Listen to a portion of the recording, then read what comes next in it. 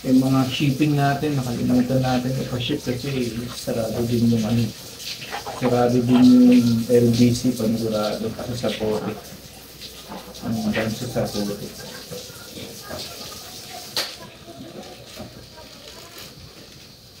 Kailangan natin.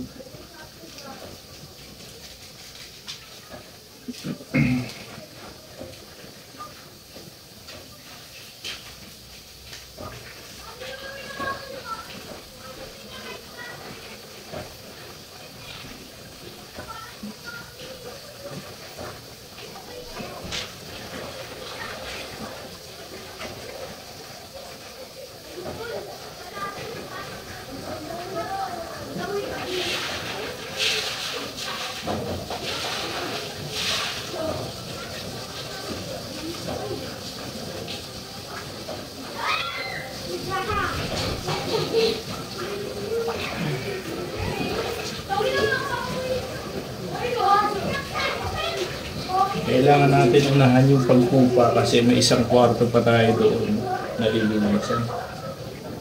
Doon natin nilagay yung mga gamit natin. Dito kasi tayo natutulog sa isang kwarto.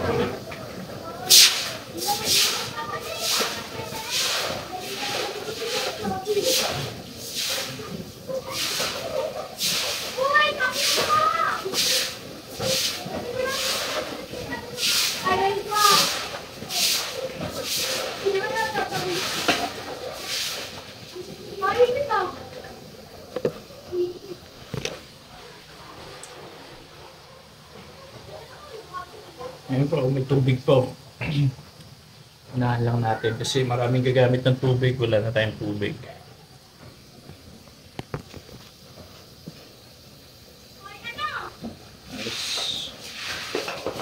Halos 3 taon na nagkakaganito. Ito dati yung pinakamataas ko. Hindi na mapasukan ng tubig. Sa 12 years ko rito. Parang 3 taon na akong nagkaganito na babalaw ng bahay.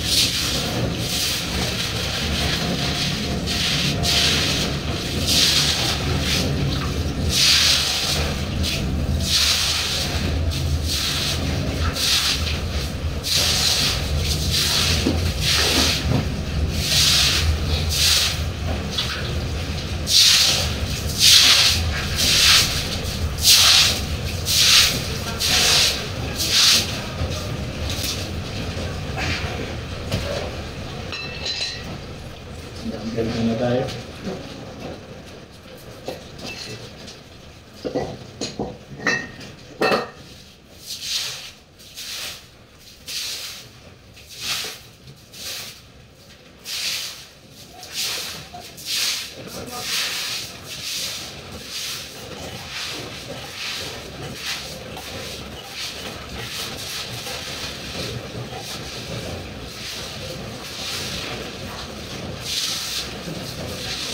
Hindi ko magtuloy-tuloy pa itong tubig.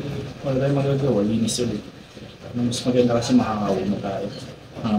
Hanggat malakas yung tubig.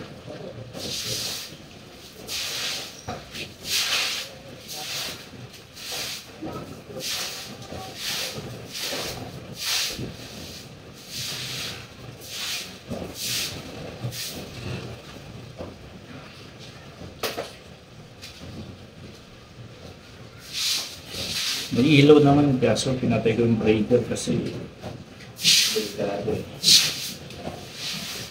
Hindi ka nang maabutan kami yung outlet.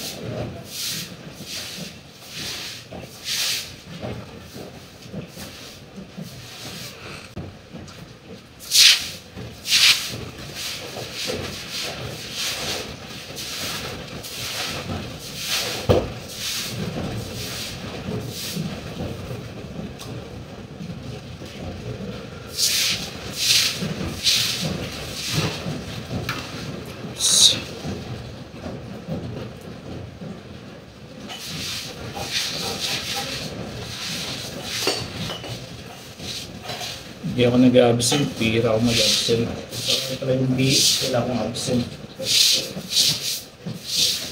Eh, nagkataon nandito tayo ng pinahap. Siyempre, unahin natin yung bahay, unahin natin yung stocks. Yung mga paninda natin. Susunod na yung trabaho.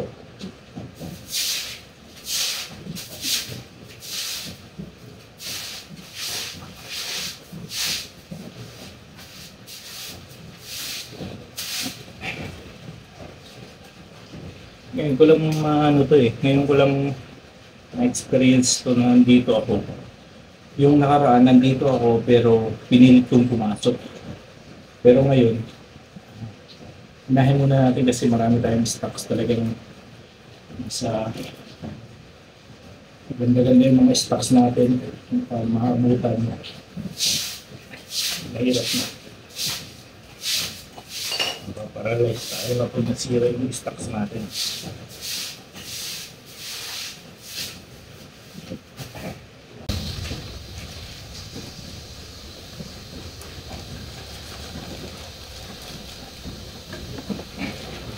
Breeze, baka naman. Yung putik kasi. Yung mga putik-putik.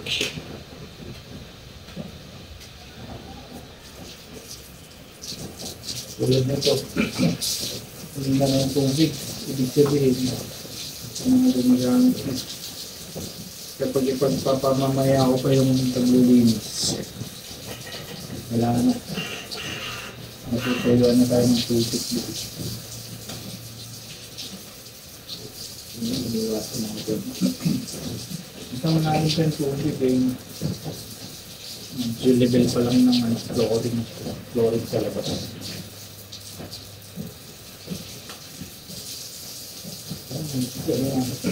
Tuloy-tuloy na yun.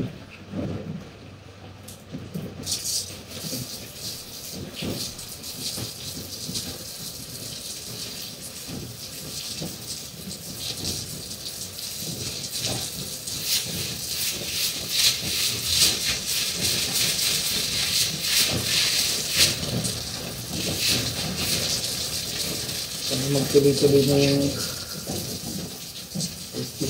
ulan. Kabilang kwarto pa kasi.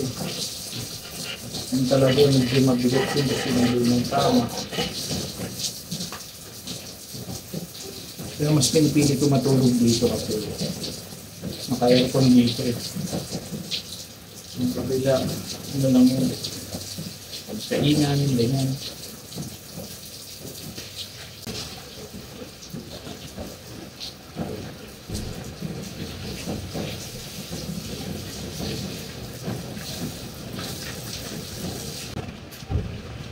2021 TV, mga rice cooker,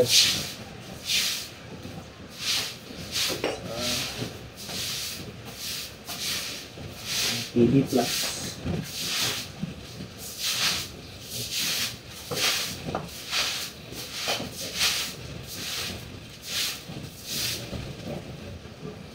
last year nandito yung tubig dito sa kwarto. Pero buti na nga yung kapitbahay talaga mabait. Yung sa second floor nila, doon pinapalagay yung mga gamit ko.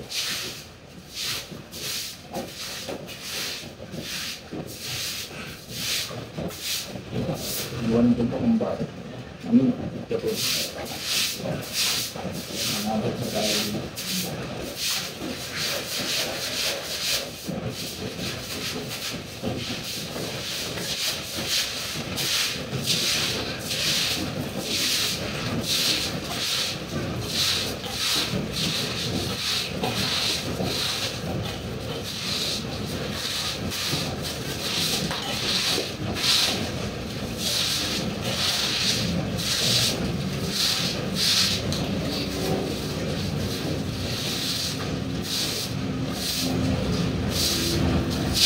Kung babahain pa tayo ulit mamaya, linis ulit. Kung hindi na, mas okay kasi nakauna tayo.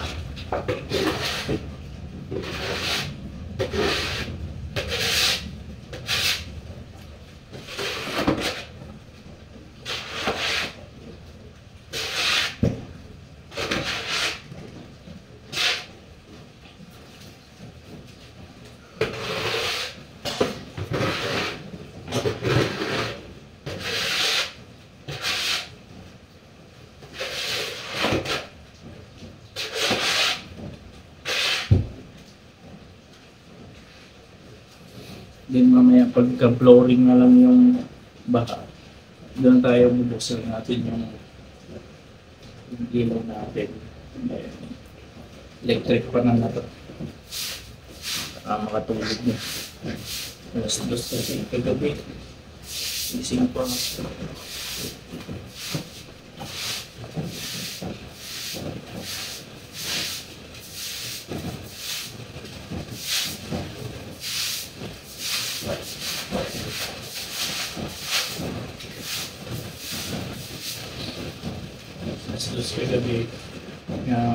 Madaling araw, gising pa ako. Kasi mid-shift ako. Then, ngayon, alas 6. Ginising ako ng kapitbahay. Kuya, malapit na sa flooring.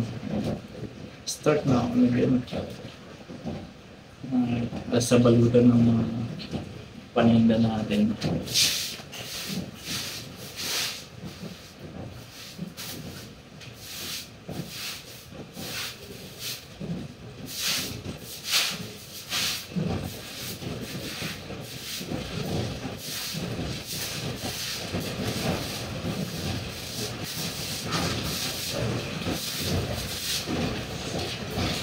Tapos ATM, doon ko na talaga naramdaman talaga, pumasok na talaga dito.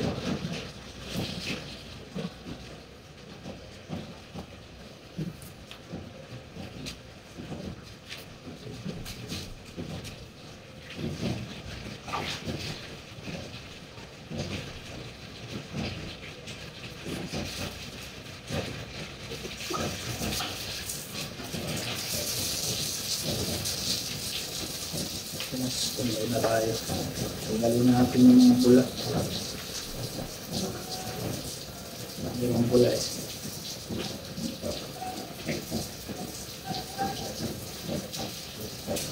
Doon na tayo sa kabila. Pero hindi ko na ibibigay sa kabila. 30 minutes tayo yung ibibigay natin sa pagsabihin.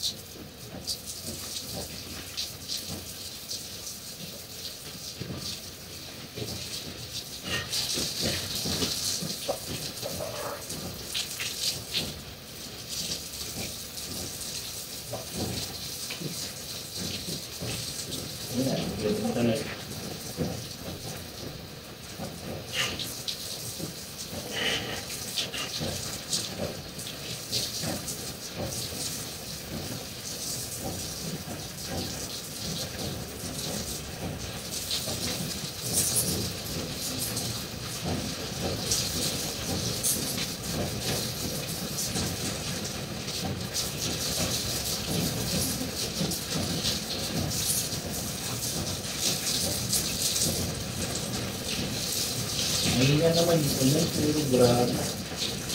On off siya. Parang magpapahinga lang yung naman ito. Parang ba ito?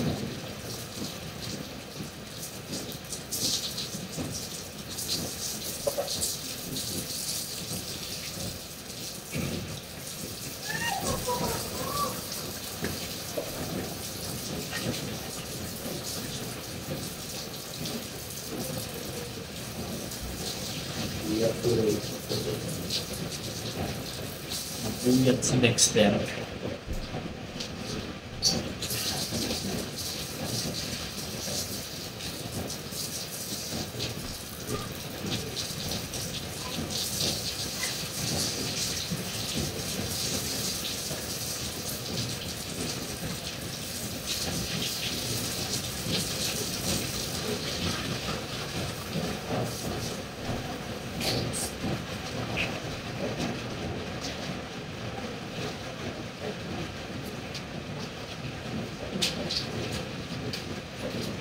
ayun, anuin ko na lang to, ikat ko na to dito mga bossing.